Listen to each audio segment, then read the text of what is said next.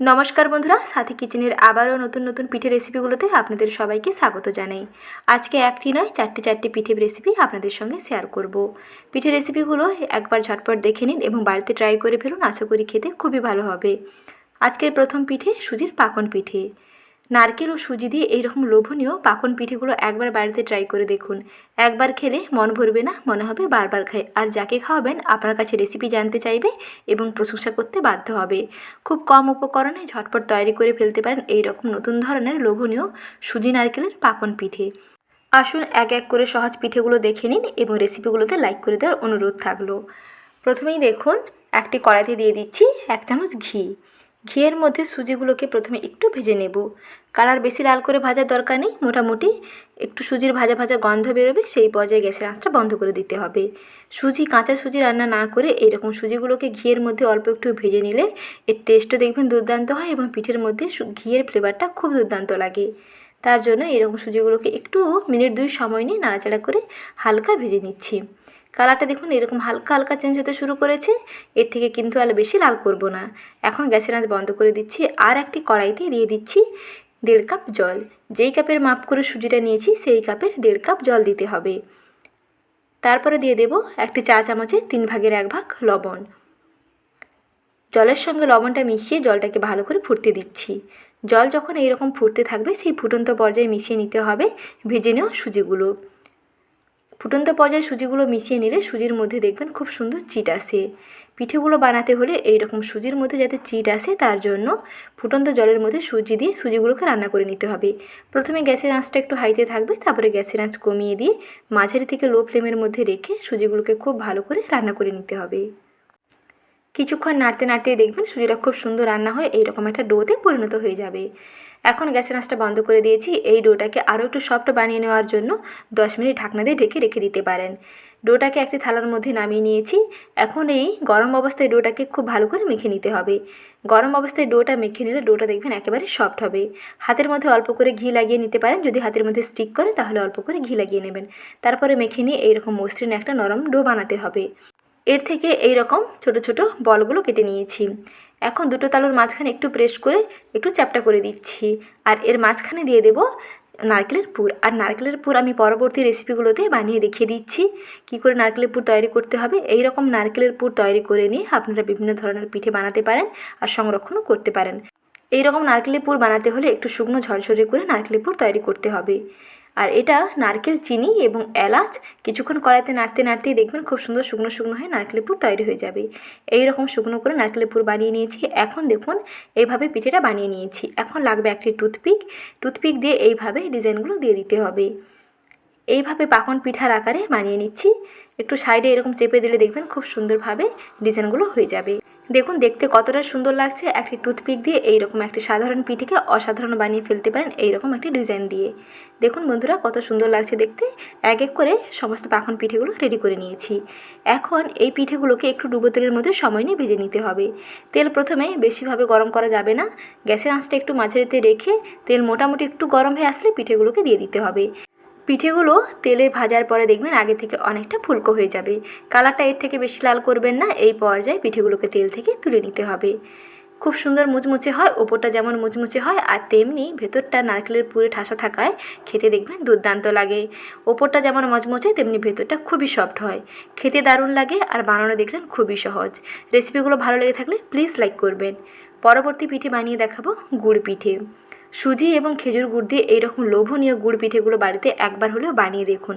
খেতে দেখবেন দারুণ লাগবে আর বানানো দেখবেন খুবই সহজ। আমি সহজ কিছু রেসিপি শেয়ার করছি যাতে যে কেউ রেসিপিগুলো দেখলে খুব সহজে বানাতে পারবে।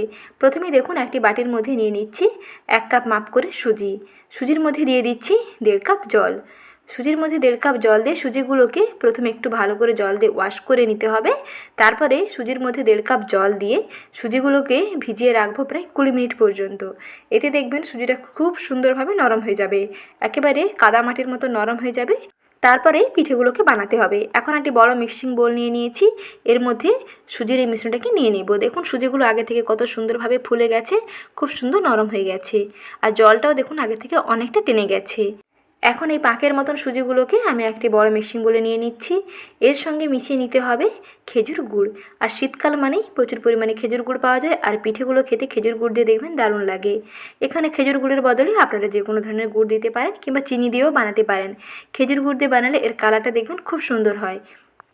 পিঠেগুলো যদি লাল লাল চান তাহলে এই রকম একটু খেজুর গুড় দিয়ে বানিয়ে ফেলবেন, আর যদি একটু সাদা চান তাহলে এর বদলে আপনারা চিনি ব্যবহার করতে পারেন। যতটা সুজি নিয়েছিলাম ঠিক ততটাই দিয়ে দিচ্ছি ময়দা। আর ময়দা দেওয়াতে এটা একেবারে নরম তুলতুলে হবে। এর মধ্যে দিয়ে দিচ্ছি একটি চা চামচের 3/1 লবণ। এখন সব কিছুকে মিশিয়ে নিচ্ছি। প্রথমে সুজির সঙ্গে ময়দা এবং গুড় ভালো করে মিশিয়ে নিতে হবে। যেহেতু মিশ্রণটা একটু শক্ত লাগছে, এখন অল্প অল্প করে তরল দুধ দিয়ে মিশিয়ে নেব। ব্যাটার দেখিয়ে দিচ্ছি কেমন করে বানাতে হবে। আর এখানে যখন দুধ অ্যাড করবেন অল্প অল্প করে দিয়েই মাখবেন। অল্প করে দুধ দেবেন, তারপরে এই রকম হাতা দিয়ে ভালো করে মেখে নেবেন। তাহলে বুঝতে পারবেন যে কতটা দুধ লাগবে। এখানে একটি চায়ের কাপ মেপে 1 কাপ দুধ দিয়েছি। এতেই দেখবেন মিশ্রণটা খুব সুন্দরভাবে নরম হয়ে গেছে। আর যেহেতু এর মধ্যে গুড় দেওয়া আছে, গুড়গুলো আরও একটু গলে যাওয়ার পরে মিশ্রণটা দেখবেন আগে থেকে আরও পাতলা হয়ে যাবে। মিশ্রণটাকে যত ভালো করে ফেটানো হবে তত দেখবেন পিঠেগুলো একেবারে ফুলকো হবে। এই মিশ্রণ আমি 10 মিনিটের জন্য একটু ঢাকনা দিয়ে ঢেকে রেখে দিচ্ছি। পোয়া পিঠে বানাতে হলে এই মিশ্রণ সঙ্গে সঙ্গে বানিয়ে পিঠেগুলো না বানিয়ে 10 থেকে 15 মিনিট একটু ঢাকনা দিয়ে ঢেকে রেখে দেবেন। তাহলে মিশ্রণটা দেখবেন খুব সুন্দর সেট হয়ে যাবে। এখন মিশ্রণটা দেখুন কত সুন্দরভাবে রেডি হয়েছে। ব্যাটারের ঘনত্ব এই রকম থাকবে। নরম তুলতুলে ফুলকো গুড় পিঠে বানানোর জন্য পারফেক্ট ব্যাটার একেবারে রেডি। ব্যাটারের ঘনত্ব দেখিয়ে দিচ্ছি দেখুন। ব্যাটার এই রকম ঘন করে বানাতে হবে। একেবারে পাতলাও নয়, আবার একেবারে ঘনও নয়। এই রকম ঘন ব্যাটার বানিয়ে নিয়েছি। এখন কড়াইতে তেল ভালো করে গরম করে নিতে হবে। তারপরে 1 হাতা করে ব্যাটার দিয়ে কিছুক্ষণ অপেক্ষা করবেন। প্রায় 30 থেকে 40 সেকেন্ডের মধ্যেই দেখবেন পিঠেগুলো তেলের উপরে ফুলতে শুরু করবে। তেলের উপরে একেবারে ফুলকো হয়ে উঠে পড়বে। তারপরে আবার অপর সাইডটাকে উল্টে এরকম একটু লাল লাল করে ভেজে তুলে নিতে হবে। তারপরে পিঠেটি ঠিক একইভাবে ভেজে নিচ্ছি। পিঠেগুলো দেখুন দেওয়ার সঙ্গে সঙ্গে কতটা ফুলকো হয়ে তেলের উপরে ভেসে উঠছে। ঠিক একইভাবে আবারও পিঠেটাকে একটু এপির ওপির লাল লাল করে ভেজে তুলে নিলাম। পিঠেগুলো দেখুন বন্ধুরা কতটা সুন্দরভাবে ফুলকো হয়েছে, তেমনি নরম তুলতুলে হয়, আর খেতেও দুর্দান্ত হয়। আর বানানো দেখলেন কতটাই সহজ। তাহলে আর দেরি না করে ঝটপট তৈরি করে ফেলুন এবং আমাকে কমেন্ট সেকশনে জানাতে ভুলবেন না রেসিপিগুলো আপনাদের কেমন লাগলো এবং পিঠেগুলো খেতে আপনাদের কেমন লাগলো। এবং ভিডিওগুলোতে একটি লাইক করে দেওয়ার অনুরোধ থাকলো। পরবর্তী পিঠে হচ্ছে দুধপুলি পিঠে। শীতের স্পেশাল রাজকীয় স্বাদের এই রকম নরম তুলতুলে দুধপুলি পিঠেগুলো এইভাবে একবার বাড়িতে বানিয়ে দেখুন। যেমন নরম তুলতুলে হয় আর তেমনি সুস্বাদু হয়। এই টিপস জেনে পিঠেটা বানিয়ে দেখুন। পিঠে হবে একেবারে নরম তুলতুলে, আর দুধে ফোটানোর সময় দুধও ফেটে যাবে না, আর একটি পিঠেও দেখবেন ভাঙবে না। রাজকীয় স্বাদের এই নরম তুলতুলে চালের গুঁড়োর দুধপুলি পিঠেগুলো কেমনভাবে বানিয়েছি আসুন ঝটপট রেসিপিটি দেখে নিন। পিঠে বানাতে প্রথমেই তৈরি করতে হবে নারকেলের পুর। প্রথমে নারকেলের পুর তৈরি করে নিয়ে তারপরে পিঠেগুলো বানিয়ে ফেলবেন। কড়াইতে দিয়ে দিলাম নারকেল কোড়া আর দিয়ে দিলাম চিনি। 2 কাপ কোরানো নারকেল নিয়েছি আর 1 কাপ দিলাম চিনি। গ্যাসের আঁচটা মাঝারিতে রেখে কিছুক্ষণ এভাবে নাড়তে নাড়তে দেখবেন খুব সুন্দর চিনিগুলো গলতে শুরু করবে। চিনি যখন গলে আসবে তখন দিয়ে দিতে হবে এলাচ। এখানে চাইলে একটু ঘন তরল দুধও অ্যাড করতে পারেন, না হলে গুঁড়ো দুধও অ্যাড করতে পারেন। তারপরে কিছুক্ষণ নাড়তে নাড়তেই দেখুন খুব সুন্দর পাক হয়ে নারকেলের পুর তৈরি হয়ে গেছে। এখন এই নারকেলের পুর একটি পাত্রে নামিয়ে একটুক্ষণের জন্য ঠান্ডা করে নিচ্ছি। আর এদিকে একটি কড়াইতে দিয়ে দিয়েছি কিছুটা জল। জলের মধ্যে দিচ্ছি 1/2 চামচ লবণ। জল যখন এরকম ফুটতে থাকবে সেই পর্যায়ে মিশিয়ে দিচ্ছি শুকনো চালের গুঁড়ো। এখানে আমি পিঠেগুলো আতপ চালের গুঁড়ো দিয়ে বানাচ্ছি। আপনারা চাইলে ঘরে থাকা ভাতের চাল, সেদ্ধ চাল দিয়ে বানাতে পারেন। আতপ চালের মধ্যে চিটটা দেখবেন খুব সুন্দর তাড়াতাড়ি আসে, আর পিঠেগুলো একেবারে নরম তুলতুলে সাদা ধপধপে হয়। তার জন্য আতপ চাল দিয়ে বানাচ্ছি। দেখুন এখন একটা ডো তৈরি হয়ে গেছে। এই ডোটাকে একটি থালার মধ্যে নামিয়ে নিয়ে সেই গরম অবস্থাতেই খুব ভালো করে মেখে নিতে হবে। কোনো রকম ঘি তেল হাতে দেওয়ার প্রয়োজন নেই, শুধু ডোটাকে এরকম মেখে নেবেন, দেখবেন খুব সুন্দর মসৃণ হয়ে যাবে। যদি মনে হয় জল দেওয়ার প্রয়োজন তাহলে ফুটন্ত গরম জল অল্প অল্প করে দিয়েই মাখবেন। মোটেও ঠান্ডা জল দেবেন না, তাহলে চালের চিট নষ্ট হয়ে যাবে। এখন পিঠেগুলোকে বানিয়ে নেব। প্রথমে এই ডো থেকে ছোট ছোট বল কেটে নিয়ে একটু হাতে চ্যাপটা করে বাটির মতো বানিয়ে নিচ্ছি। এখন মাঝখানে নারকেলের পুর দিয়ে এইভাবে প্রথমে মুখটাকে ভালো করে আটকে ফেলতে হবে। খুব চেপে চেপে এইরকম মুখটাকে আটকে দেবেন, তারপরে এইরকম সহজে একটা ডিজাইন দিয়ে দেবেন। আর এখানে একটি টিপস বলে দিচ্ছি, প্রায় 2 থেকে 3টে পিঠে বানিয়ে নেওয়ার পরে একটু শুকনো চালের আটা হাতের মধ্যে লাগিয়ে নেবেন।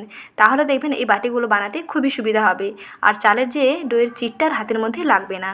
এই পদ্ধতি ফলো করে কম সময়ে অনেকগুলো পিঠে তৈরি করে ফেলতে পারবেন।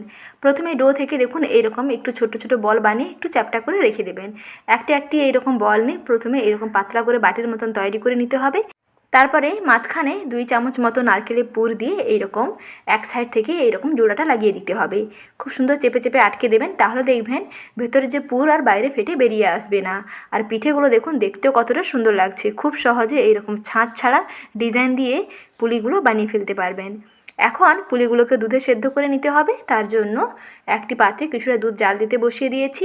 দুধের মধ্যে প্রায় 2 থেকে 3টে পলব আসার পরে দিয়ে দিতে হবে 2 থেকে 3টে এলাচ। এলাচগুলো একটু ফাটিয়ে দিয়ে দেবেন, এতে ফ্লেভারটা দেখবেন খুব সুন্দর আসবে। দুধ যখন এরকম ফুটতে থাকবে সেই ফুটন্ত পর্যায়ে পিঠেগুলোকে দুধের মধ্যে দিয়ে 5 মিনিট ফুটিয়ে নিতে হবে। পিঠেগুলো দেখবেন 80% হয়ে যাবে। তারপরে গ্যাসের ফ্লেমটা বন্ধ করে দিয়ে একটু ঠান্ডা করে নিয়ে তারপরে মিশিয়ে নিতে হবে গুড়। আর গুড় মেশানোর কারণে দেখবেন দুধ আর ফাটবে না। নাহলে ফুটন্ত দুধের মধ্যে যদি এইরকম নলেন গুড় দিয়ে দেওয়া হয় তাহলে কিন্তু দুধ ছানা কেটে যেতে পারে। তাই দুধ যাতে না ফাটে তার জন্য এইরকম দেখুন গ্যাসের আঁচটা বন্ধ করে দুধ অ্যাড করলাম। তারপরে আবারও 2 থেকে 3 মিনিট একটু ফুটিয়ে নিচ্ছি। মোটামুটি সব মিলে 10 মিনিটের মধ্যে দেখবেন পিঠে একেবারে রেডি হয়ে যাবে। মাঝারি থেকে লোয়ের দিকে রেখে 10 মিনিট পর্যন্ত একটি ঢাকা চাপা দিয়ে রান্না করে নিলে পিঠে একেবারে রেডি। একটি পিঠেও দেখবেন ভাঙবে না, পিঠে হবে একেবারে নরম তুলতুলে, মুখে দিলেই মিলিয়ে যাবে। আর দুধে দেখুন কোনো রকম ছানা কেটে আসেনি। এখন একটি পাত্রে পিঠেগুলোকে সার্ভ করে নিচ্ছি। এই রকম নরম তুলতুলে দুধ পুলি পিঠেগুলো দেখলেন কত সহজেই তৈরি করে নেওয়া গেল। এই রাজকীয় স্বাদের নরম তুলতুলে দুধ পুলি পিঠে রেসিপিগুলো কেমন লাগছে অবশ্যই বন্ধুরা কমেন্ট সেকশনে জানাবেন। আর ভালো লেগে থাকলে একটি লাইক করে দেওয়ার অনুরোধ থাকলো। তাহলে আর দেরি না করে ঝটপট একটি লাইক করে দিন আর বাড়িতে তৈরি করে ফেলুন এইরকম লোভনীয় পিঠেগুলো। আমাকে কমেন্ট সেকশনে জানাতে ভুলবেন না পিঠেগুলো খেতে আপনাদের কেমন লাগলো। এর পরবর্তী পিঠে বানিয়ে দেখাবো সুজির ভাপা পিঠে। অনেক সময় চাল গুঁড়ি হাতের কাছে না থাকলে এইরকম সুজি দিয়ে নরম তুলতুলে ভাপা পুলিগুলো বানিয়ে ফেলতে পারেন। কি করে বানিয়েছি তার সহজ একটি রেসিপি আপনাদের সঙ্গে শেয়ার করব। কোনো রকম ঝামেলা না করে খুব সহজে এইরকম নরম তুলতুলে ভাপা পুলিগুলো বানিয়ে ফেলুন। তার জন্য প্রথমে গুড়ের পুর তৈরি করে নিচ্ছি। নারকেল কোড়া আর নিয়েছি নলেন গুড় আর নিয়েছি এলাচ। প্রথমে কড়াইতে অল্প একটু জল দিয়ে দেবেন, তারপরে এর মধ্যে দিয়ে দেবেন নলেন গুড়। জলের মধ্যে গুড় দিলে দেখবেন কড়াইতে আর গুড়ে লেগে যাওয়ার কোনো রকম সম্ভাবনা থাকে না।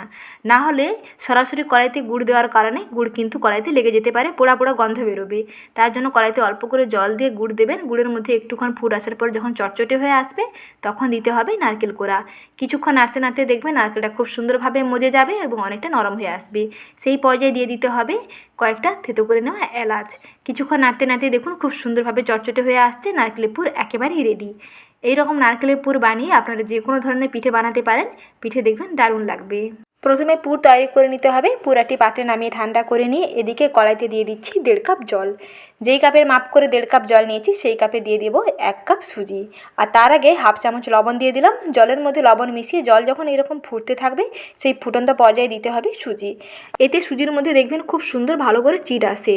সুজির পিঠে বানাতে হলে প্রথমে সুজির মধ্যে চিট আনাটা খুবই জরুরি।